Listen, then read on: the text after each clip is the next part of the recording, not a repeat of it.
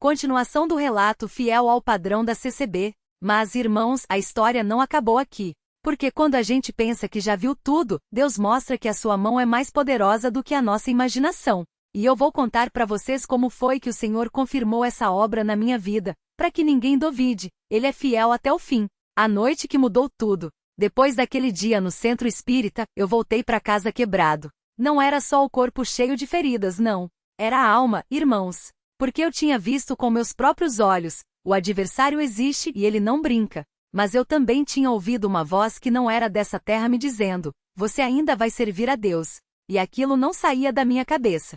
Cheguei em casa quase arrastando os pés. Minha mãe estava na cozinha fazendo janta. Ela nem olhou para mim direito, mas eu vi os olhos dela brilhando. Não era choro, não. Era alguma coisa diferente. Aí ela falou assim bem baixinho: filho, hoje na igreja o irmão falando na palavra disse que tem um homem aqui nessa casa que está sendo chamado para uma obra grande. E que Deus está esperando ele se render. Eu não respondi nada. Só senti um calafrio. Porque eu sabia que era eu. Nessa mesma noite, eu não consegui dormir. As bolhas dóiam, o corpo queimava e a cabeça não parava. Aí por volta das 3 da manhã, eu ouvi um barulho no quarto. Era como se alguém tivesse entrado. Mas não era medo, irmãos. Era uma paz tão grande que eu nunca tinha sentido. Aí eu escutei uma voz, não era da minha mãe, não era do irmão da igreja, não era nenhuma voz que eu conhecia, mas era como se alguém estivesse falando bem no meu ouvido: levanta, vai para a igreja amanhã. Eu tô esperando. No outro dia eu acordei com uma força que não era minha.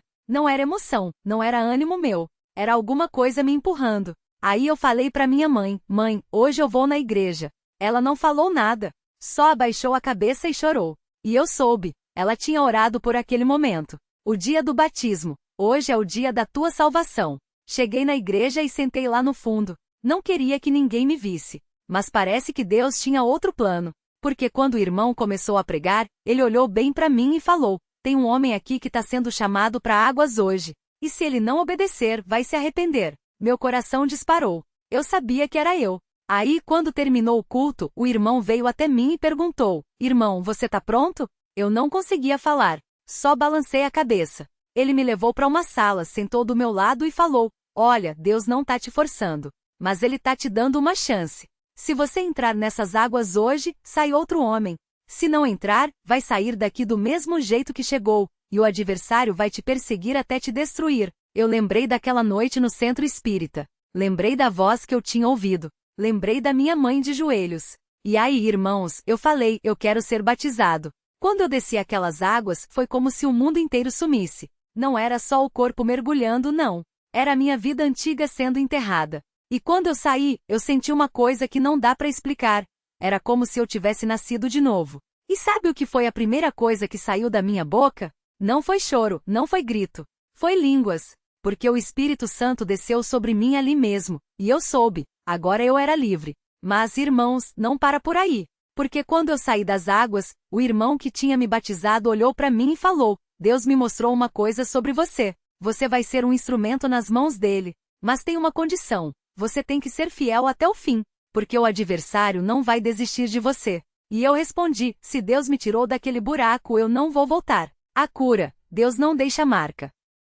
Depois do batismo, as coisas começaram a mudar. Não foi do dia para a noite, não. Porque Deus não faz milagre para mostrar poder, Ele faz para mostrar amor. E o amor dele é paciente. As feridas do fogo selvagem ainda doíam, mas toda vez que eu ia na igreja, parecia que elas saravam um pouquinho. Os irmãos oravam por mim, passavam óleo, e eu sentia uma queimação boa, como se o fogo do Espírito estava queimando o fogo do mal. Em 3 meses as bolhas secaram. Em 6 meses não tinha mais nenhuma marca. Hoje, se vocês olharem pro meu braço, não vão ver nada. Porque Deus não só cura, Ele apaga a lembrança do sofrimento. Mas o mais incrível não foi a cura do corpo, não. Foi a cura da alma. Porque antes eu era um homem amargurado, cheio de ódio, cheio de revolta. Hoje eu sou um homem de paz. Porque quando Deus entra na vida da gente, Ele não só tira o pecado, Ele muda o coração. A restauração da família, eu e a minha casa. Depois que eu me batizei, minha mãe mudou. Não que ela já não fosse uma serva de Deus, mas agora ela tinha uma alegria que não cabia dentro dela. E o mais lindo foi ver meu pai. Ele nunca tinha ido na igreja, mas quando viu a mudança em mim começou a vir. Hoje ele é batizado, cheio do Espírito Santo, e serve a Deus com a gente. E sabe o que minha mãe falou para mim outro dia? Ela falou: filho, eu orei tanto por você que cheguei a pensar que Deus não estava ouvindo. Mas hoje eu sei, ele estava só esperando o tempo certo. E é isso, irmãos. Deus não atrasa. Ele sabe a hora certa. A chamada agora é a sua vez. Hoje eu tô aqui para dizer para vocês, se Deus fez isso na minha vida, Ele pode fazer na sua. Não importa o quanto você já caiu. Não importa o quanto você já errou. Se você se render para Ele, Ele vai te levantar. Mas tem uma coisa que eu preciso falar com todo respeito. Fica firme. Porque o adversário não desiste fácil. Ele veio atrás de mim de novo, várias vezes. Uma vez eu estava fraco, quase desistindo, e um irmão me falou: lembra do anzol?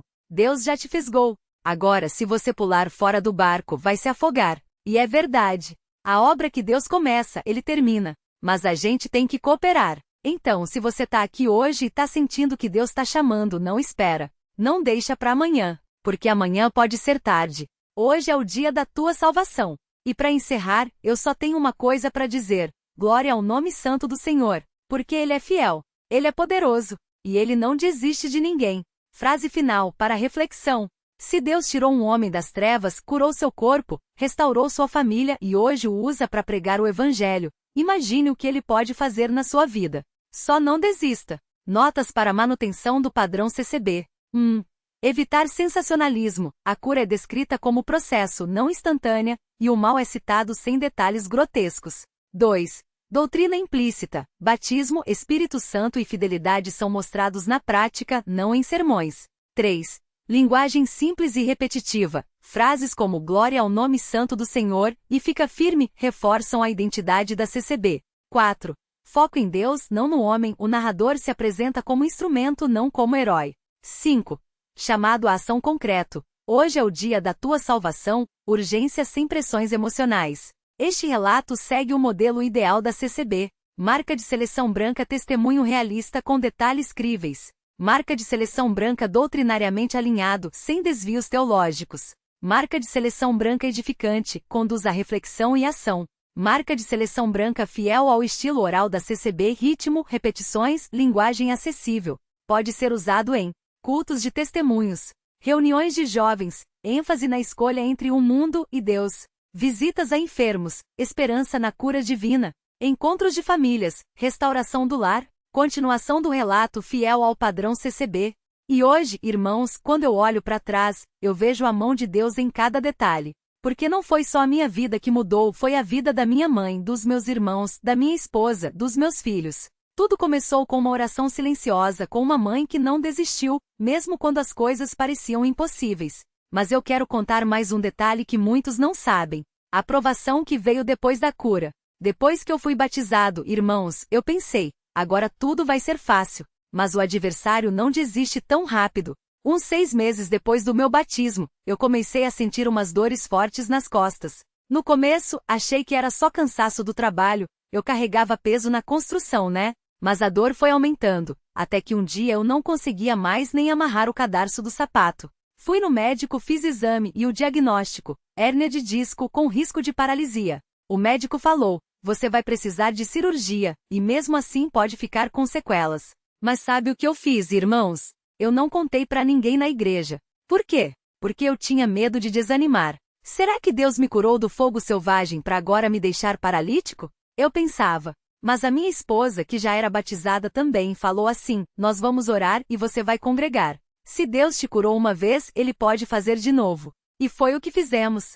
Todo dia, antes de sair para trabalhar, a gente se ajoelhava e pedia: Senhor, se for da tua vontade, restaura o meu corpo. E eu continuava indo para a igreja, mesmo com dor. Até que um dia, num culto de oração, o irmão que estava dirigindo falou assim: tem alguém aqui que está carregando um peso que não é seu. Deus está dizendo: deixa isso aos meus pés. Na mesma hora, irmãos, eu senti como se uma mão invisível tivesse tirado um fardo das minhas costas. Quando eu levantei, a dor tinha sumido. Não foi aos poucos, não foi na hora. Voltei no médico, fiz novo exame e a hérnia tinha desaparecido. O médico não explicou, mas eu sei, foi Deus. Porque Ele não faz pela metade. Se Ele começou a obra, Ele termina. A restauração da família, eu e a minha casa. Mas o maior milagre, irmãos, não foi só a minha cura. Foi ver a minha família toda servindo a Deus. Minha mãe, que tanto orou por mim, Hoje tá firme na igreja, lendo a Bíblia todo dia. Meus irmãos que antes viviam no mundo, hoje são cooperadores. Minha esposa que me apoiou em tudo hoje canta no coral. E os meus filhos, irmãos, quando eu vejo eles orando antes de dormir, eu choro. Porque eu sei o que poderia ter sido da minha vida se eu tivesse desistido. Tem um detalhe que eu nunca esqueço. Um dia meu filho mais velho, que estava com uns 12 anos na época, me perguntou: pai, por que o senhor chorava tanto quando ia para a igreja? Eu falei: filho, porque eu lembrava do que Deus me tirou. E ele falou: mas o senhor não tá mais lá, tá? Foi aí que eu entendi. A graça de Deus não é só para nos salvar, é para nos manter. Porque o adversário não quer só nos afastar de Deus, ele quer que a gente esqueça de onde Deus nos tirou. Por isso, irmãos, eu falo para vocês, não olha para trás com saudade do mundo. Não é só sair das trevas, é ficar na luz. Porque o diabo não desiste de quem já foi dele. Ele vai tentar de tudo, doença, desânimo, até usar pessoas para te desanimar. Mas se você ficar firme, como a minha mãe ficou, como a minha esposa ficou, Deus vai te dar uma família restaurada. Porque a promessa não é só você será salvo, é você e a sua casa. Atos 16:31. A prova que Deus deu no trabalho. E tem mais uma coisa que eu quero contar, porque Deus não só cuida da gente na igreja, Ele cuida no trabalho, na rua, em todo lugar. Depois que eu fui batizado, eu continuei na construção, mas agora com um propósito: testemunhar de Cristo. Só que, irmãos, não é fácil. Os colegas zoavam: o crente agora vai orar para cimento secar mais rápido? Mas eu não respondia. Até que um dia, um encarregado, que era muito bravo, me chamou: você é daquele povo que não trabalha no sábado, né? Eu falei: não, senhor. Eu trabalho, mas eu não faço nada que vá contra a minha consciência. Ele ficou bravo: então você não vai fazer hora extra sábado à noite? Eu falei: não vou, senhor. Mas se o senhor precisar de mim qualquer outro dia, eu tô aqui. Ele riu: tá bom, crente. Vamos ver quanto tempo você dura. Passou um mês. Um dia, esse mesmo encarregado chegou para mim e falou: olha, eu tô com um problema em casa. Minha filha tá doente, os médicos não sabem o que é, e eu não sei mais o que fazer. Você acha que essa sua oração funciona? Irmãos, eu quase caí para trás. Mas eu falei: funciona sim. Vamos orar agora? A gente se ajoelhou ali mesmo, no meio da obra, e eu orei. Não foi uma oração bonita, não foi simples: Senhor, o Senhor tá sofrendo. Se for da tua vontade, cura a filha dele, para que ele saiba que tu és Deus. 3 dias depois, esse homem chegou para mim com os olhos cheios d'água. Sua oração funcionou. Minha filha tá boa.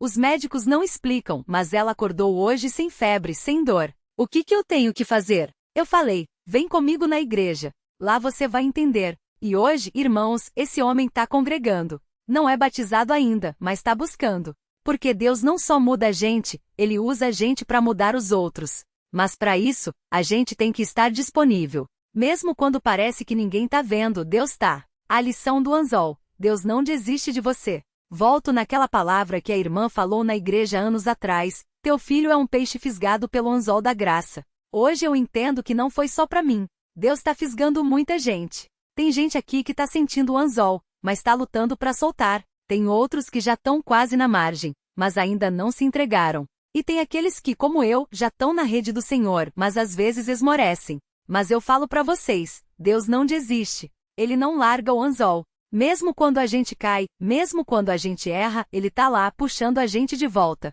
Porque a graça não é para quem é perfeito, é para quem precisa. E todo mundo aqui precisa. Hoje eu tenho uma família, tenho saúde, tenho um trabalho, tenho paz. Mas o mais importante, eu tenho Jesus. E se Deus fez tudo isso por um homem que já estava quase se perdendo, imagine o que Ele pode fazer por você que está aqui hoje, buscando uma mudança. Talvez você está pensando: mas eu já fiz tanta coisa errada. Irmão, eu também fiz. Mas eu já tentei e não consegui, eu também não conseguia.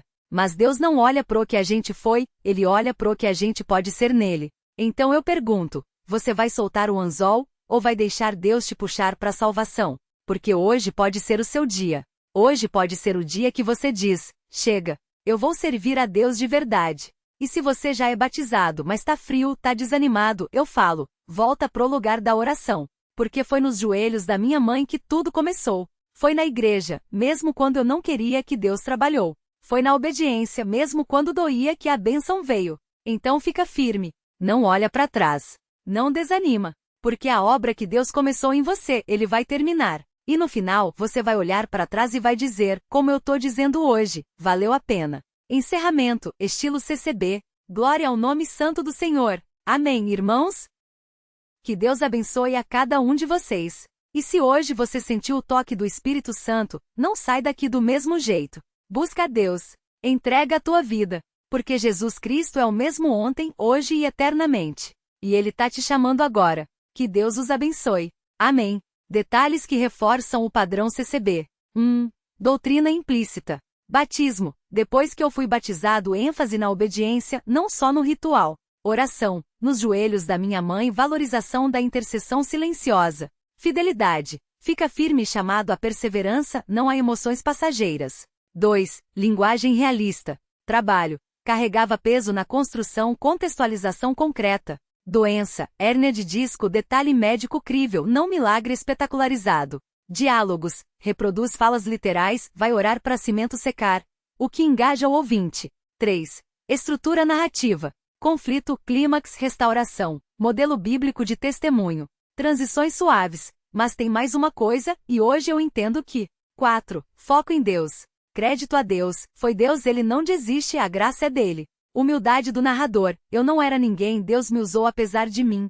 5. Chamado à ação claro. Para não batizados, hoje pode ser o seu dia. Para batizados frios, volta pro lugar da oração. Porque este relato funciona na CCB. É autêntico, não parece inventado. Tem detalhes específicos, horários, diagnósticos, diálogos. É doutrinário sem ser pregação. Ensina através da história, batismo, oração, fidelidade. É esperançoso sem ser ingênuo. Mostra lutas reais, doença, zombaria no trabalho, mas com vitória final. É replicável. Qualquer membro da CCB pode se identificar. Família, trabalho, provações. Sugestão de uso. Culto de testemunhos. Ideal para jovens, escolhas e adultos. Restauração familiar. Visitas a enfermos. Encorajamento. Deus cuida até no trabalho. Reuniões de cooperadores. Exemplo de como Deus usa situações cotidianas. Frase final para compartilhar. Se Deus mudou a história desse irmão, Ele pode mudar a sua. Não importa o que você já fez, o que importa é o que Deus pode fazer em você. Fica firme. A obra vai ser concluída.